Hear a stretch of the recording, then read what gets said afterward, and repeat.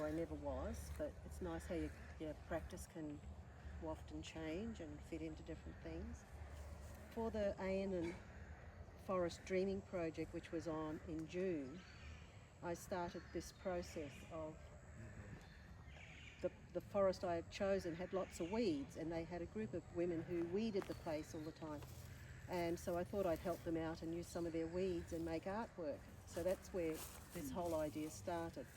So it's all about panoply, and panoply is about a grouping of something, and also means in Greek army terms armour, armouring something up.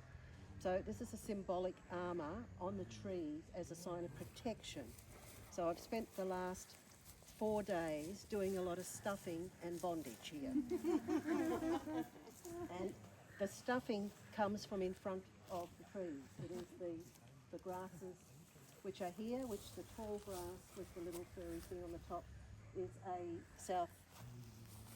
South African pigeon grass, and there's paspalum grass, Rhodes grass, and some vines. Now, the Robin has been very good with keeping vines out of her property, and I've had a difficulty finding the vines, but there were some up in an old cattle truck thing at the back up there.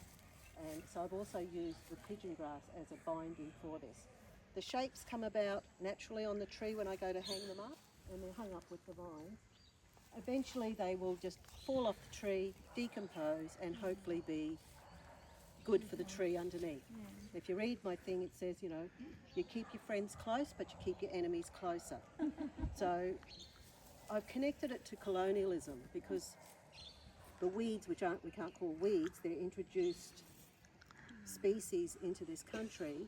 It's a bit like colonialism. We come in, we took over, we overgrew, we killed off what was endemic to the place, and that's what the weeds are doing now. They are introduced to feed the cattle most of the time, that's why they're here. So I found it a little bit like a colonial attitude here. But even to add to that is the barbed wire fence, which I also find very colonial. You know, we put up fences everywhere as a sign of ownership and demarcation of our properties. So that's that.